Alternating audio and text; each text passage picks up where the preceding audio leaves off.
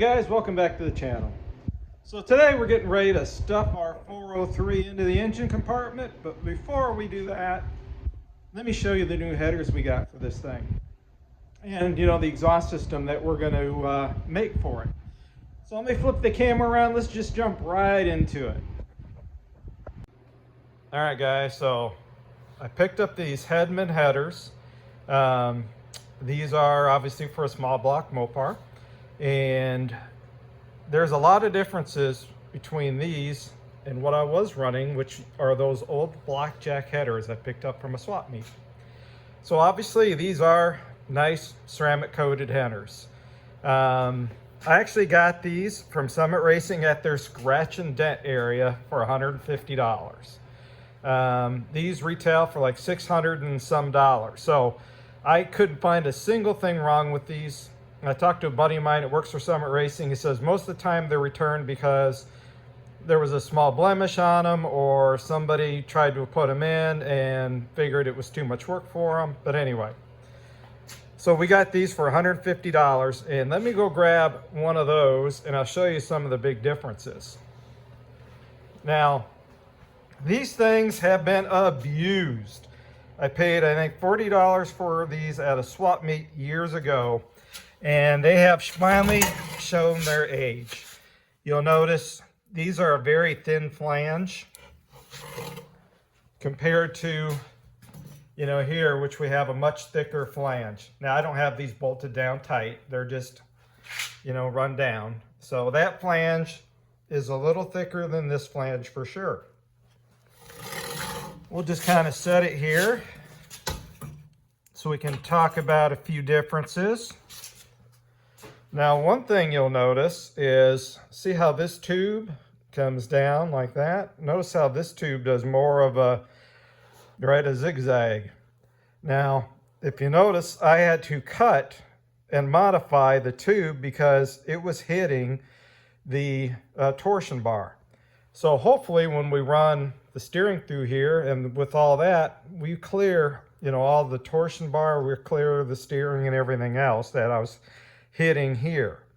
If you also notice here, I had to put something on here because there was pinholes coming through. So, two of the issues I was having with these blackjacks is the thinner flange. I was having some warping issues and some sealing problems. Obviously, I had to clearance these. The bottom side of those are just beat the living crap. They've been bashed in, the leaks and stuff. So anyway, these will now be the headers we're going to try to fit in there. The other side doesn't look a whole lot different than that one. I also had a little issue on the other side with it rubbing the torsion bar. So I'm hoping there's enough clearance on the other side where it does no longer rub the torsion bar. The other thing is these take a ball end style. Let me set the header down. These take a ball end style here, okay, versus, the straight header flange with the gasket in between. So I bought these. Also, these are Hedman, 3-inch. We've got some Summit Racing 3-inch exhaust pipe, some straight there. Now, I know I'm going to have to do some bendies here, and I've already kind of done that. If you notice right there, those are some 3-inch that go down to a 2.5. So I'm going to be reusing those to attach to this, hopefully, and then it'll kind of do one of these, and then we can attach to that 3-inch pipe into a set of these Flowmaster FX is. So these are a stainless muffler, and you can see a 3-inch, and it's pretty much straight through. You'll notice there's some dots, some dimples down in there, and then that's packed with some probably fiberglass packing to try to muffle it a little bit. But we're basically now going from a 3-inch collector, instead of necking it down, to a 2.5-inch with some pipes mufflers under there. We'll be going, 3-inch all the way back through these mufflers, and they'll dump right in front of the rear axle. So anyway, With that said, let me remove the carburetor and the nitrous plate, get the cherry picker over here, set the headers in the engine compartment, and we'll start setting the engine in place. The other thing, guys, I wanted to mention is you notice that these are slotted here. So, we can either start one of these and kind of slip it in and then do the rest. The other thing too is there's actually a little bit more clearance here in this area to get a wrench onto these tight bolts to get them on and off. So that's kind of nice as well. And the other ones, man, they were really, really tight and hard to get a wrench in there.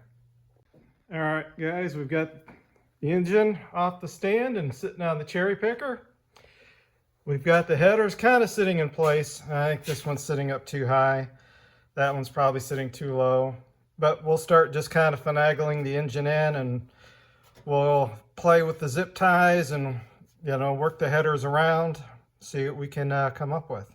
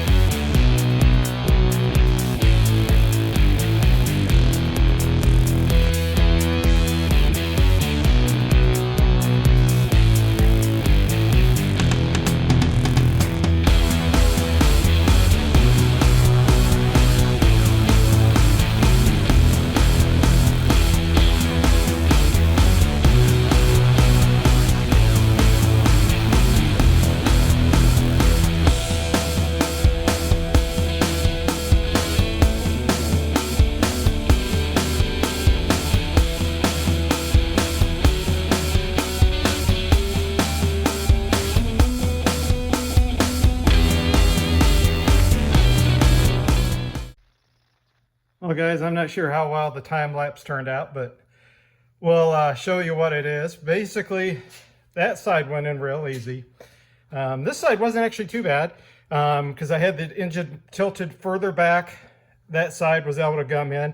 Then I had to pick the engine up about an inch or so, and then I was able to hook this header up. And the nice thing is when I look down here to the torsion bar area, you can see, right here, there's the header, here's the torsion bar, right? There's a nice gap there where the other one, I had to modify the header to get it to fit. So, these Hedmans fit really nice, under there. And if we come over to the passenger side,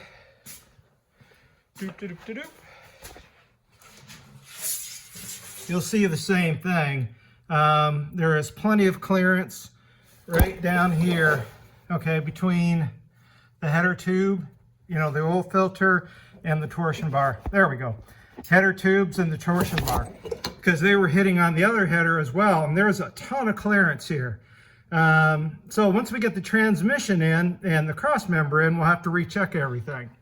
So I just got these loosely bolted in right now. There's no gaskets. What I'm going to use is copper gasket, copper forma gasket. Out of the little 4, 5, 6 ounce tube, whatever it is, and then we'll bolt the headers on for good. But for right now, I just want to kind of take a look underneath, see how things look. We'll put a jack under the transmission or under the engine to hold it up, and we can get the cherry picker out of the way, and then we'll crawl underneath and see how things are kind of looking. All right, guys, just to give you an idea, now the headers are still not bolted in permanently yet. That'll be the next step. I went ahead and put all the suspension parts back in. We've got the starter in, which is right here. So the starter's in, we've got the shift cable in, and you can see there is plenty of clearance to, right?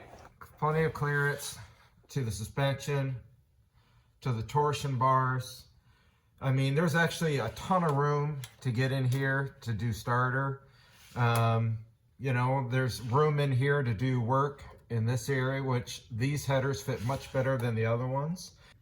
You get a little better idea what I mean about how on the driver's side, right?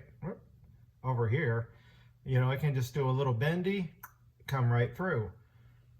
Over there, you can see what I mean, how it's much tighter to the rail, and, you know, much tighter to the rail there, and how I need to somehow want to bend it to come up under the hump there. So we're going to have to figure that out tomorrow. Now that I've got the engine all in, everything's attached to the engine, everything's bolted up the way it should be. Now we can have fun basically with the exhaust system. That'll be tomorrow's problem. All right, guys, so what we're going to be using to seal the header to the cylinder heads is ultra copper gasket maker. So we'll smear some of this on all the ports there, and then what we'll do is we'll take a couple of these, kind of get the header in position, start to thread them in, let the gasket maker kind of set up for a few minutes, and then, you know, we'll kind of push it up against there and start installing the bolts. So one thing I did is, before I, you know, obviously prepped the surface, made sure it was clean. So now we got a clean surface. Like I said, I'll take the cap off. We'll smear some around these ports, let it set up for a minute or two, probably a couple minutes. And then, like I said, I'll use these studs, kind of set the header up there. You know, probably use like this one and one of these, just to kind of, probably that one and this one are the easiest two to get to kind of set the header in place. So then we can start the actual header bolts at that point. And then what we'll do is we'll just kind of lightly start them, just so you start to see just a bit of squeeze out of the gasket maker. Stop, let it sit up for a little bit longer, and then we'll tighten them down, probably after like 20 minutes or so, and then tighten them up so then they're nice and tight, and then we'll go do the same thing to the other side. So hang tight while I take a few pictures here and show you how this went.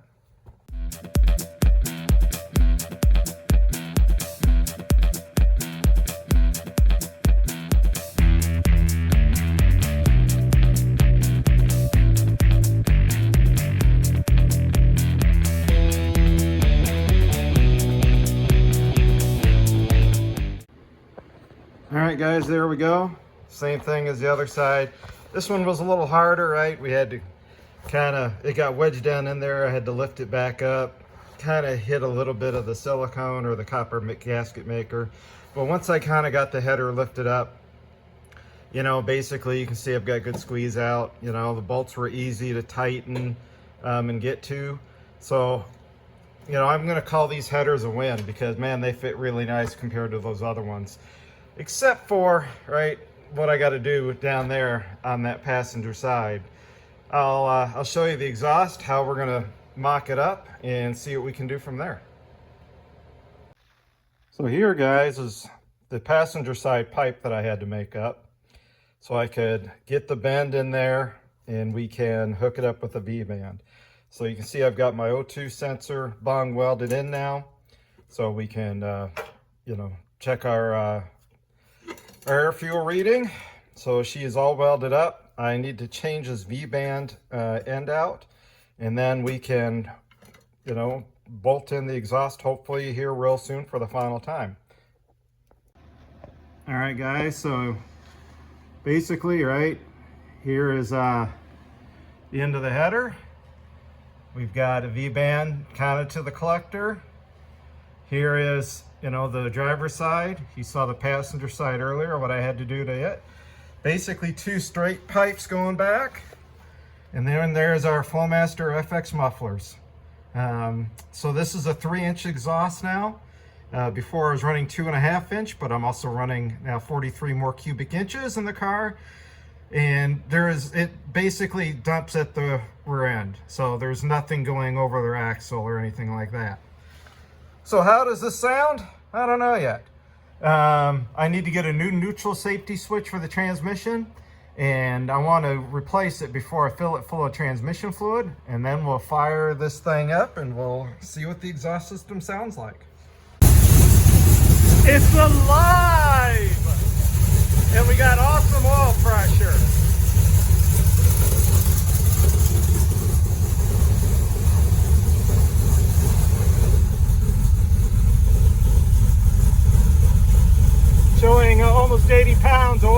pressure.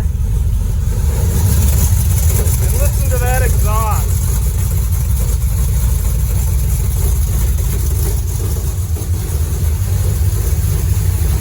Hell yeah!